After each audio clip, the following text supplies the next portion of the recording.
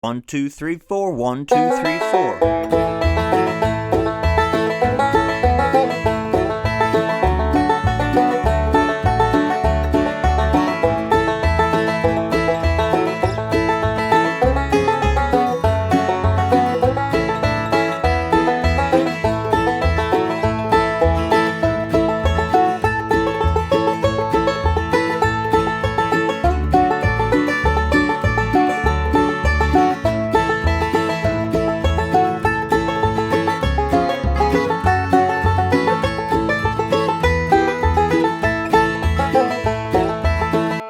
Out there in Banjo Land, Mike Henning here, coming to you today with another bluegrass gospel tune. This time we're going to work on the old classic, This Little Light of Mine. We're going to be in the key of A. I've got my capo on the 2nd fret, 5th string tuned up to A. We're thinking in the key of G. I just pitched this one up a little bit higher. I think it sounds nice. The banjo sounds great capoed up, but you could play it in G as well. We've got 2 solos for the song. We're going to work on really playing that great old melody, a lot of forward roll. I was kind of thinking J.D. Crowe, Earl Scruggs for this arrangement that I worked up.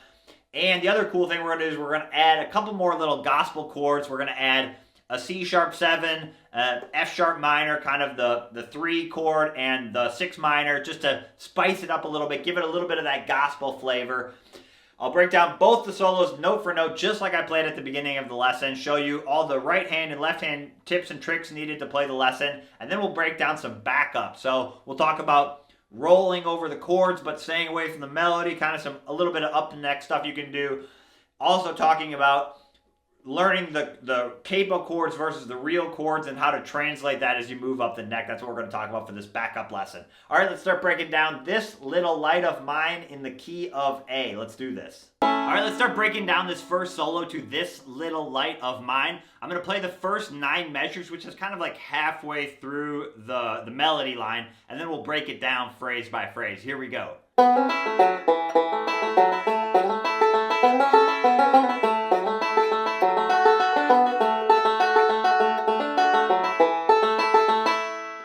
Times. I'll do it really slow.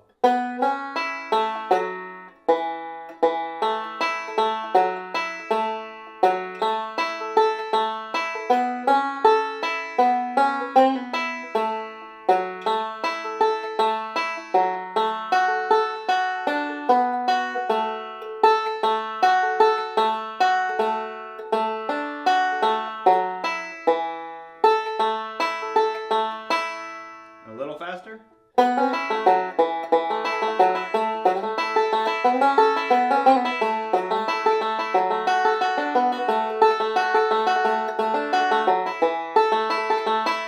So let's look at measures 1 through 5. That's kind of the opening melody line. All right, so for the pickup, we're going to start with a 2-3 hammer-on the 3rd string with a forward roll, T-I-M with your right hand, thumb, index, middle, strings 3, 2, 1, and then back to the 3rd string with your index finger of your right hand, just open, and then down to the 2nd fret, and I use my thumb of my right hand and my middle finger of my left hand. So you have 1, 2, and 3, and 4. You could just loop it. 1. Probably it would help actually to count beat 1. 1, 2, and 3, and 4. 1. Something like that. It just kind of gives it a nice little rolling, like I said, it's kind of rolling into the lick. And then we're going to get into measure 2. We're going to play kind of an opening melody line. The melody is going to start on this 4-string open, something like that. And we're going to kind of, again, imply that with a roll. So we're going to hit the open 4-string, and then that's going to be a quarter note. And then beat 2, we're going to do a forward roll, strings 4, 3, 1, back to the open 3rd string, and then the 2nd fret on the 4th string, and then open 1st string. That's another good one to loop.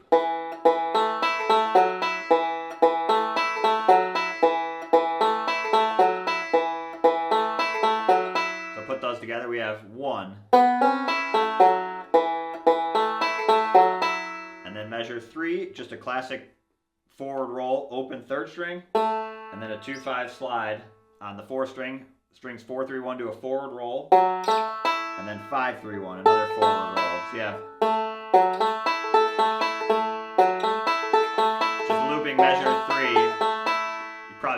one before, so let's build that together. So here we go, 1.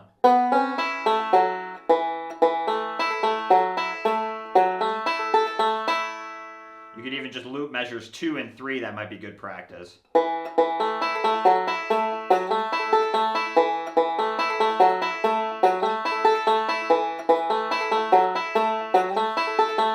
So what I recommend is singing the melody either in your head or saying it out loud.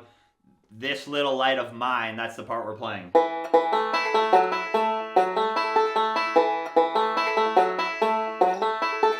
I found if you're singing or saying the words in your head, it's naturally going to help you accent those words because you're hearing that rhythm in your head. It's just going to kind of naturally come out in your playing. That's a good way if you're not thinking you're hearing the melody strong enough. Sing the words in your head, okay? And then moving on, measure 4, here we go. We have a little slide lick. So that the melody there is...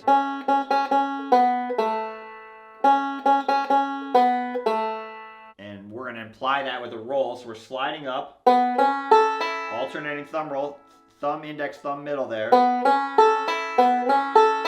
that's the roll, that's the first half of measure 4. And then we slide back down and put your index finger on the 2nd fret, and you do thumb, index, and then a 3-2 pull off thumb, middle with your right hand, strings 3 and 1, and then open. So it's really important to keep your first finger down when you slide up right here, because you got to keep it down. You're about to do that pull off, that kind of pulling back toward my palm. Keeping that first finger down is going to keep you anchored. Get some snap on that pull off. So that's the I'm going to let it shine part. So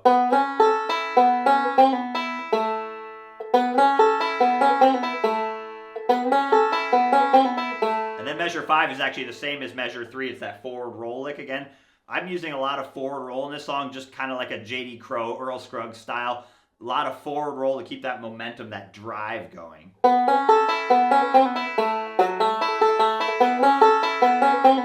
4 and 5 together. So we're sandwiching measure 4 around 2 forward rolls to keep that drive going. So let's play the first 5 measures. Here we go. 1.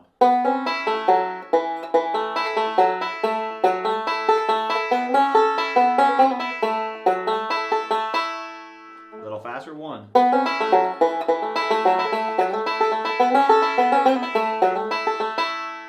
Okay, so then for measure 6, we're going to go into a C chord. So you kind of slid your middle finger up. Now go back down to the 2nd fret on the 4th string, and then put your index finger on the 1st fret, 2nd string, ring finger, 2nd fret, 1st string. That's your classic C chord, right?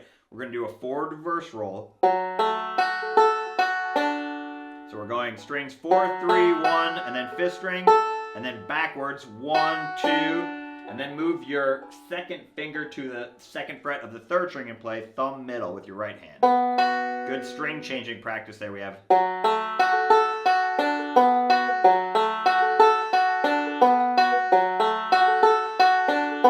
And then measure 7 and 8 kind of continue this melody. Just keep your C chord down, go back to the open 3rd string, and then 5, 3, 1 twice. Just a forward roll on a C chord. Keep your other 2 fingers down even though it doesn't look like it in the tab.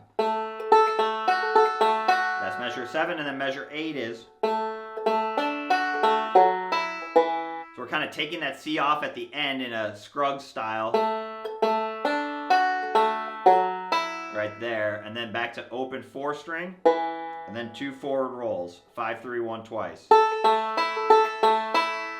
So you can see how much forward roll we're using to fill up those phrases where there's not vocals, really, is what we're doing there. So let's play measures 6 through 9. We have...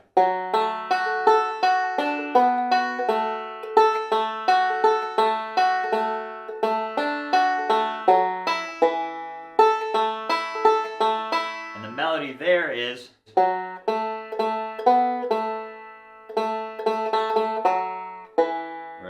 So it's kind of a call and response song. So measures 1 through 5 is kind of the call, and then measures 6 through 9 is the response.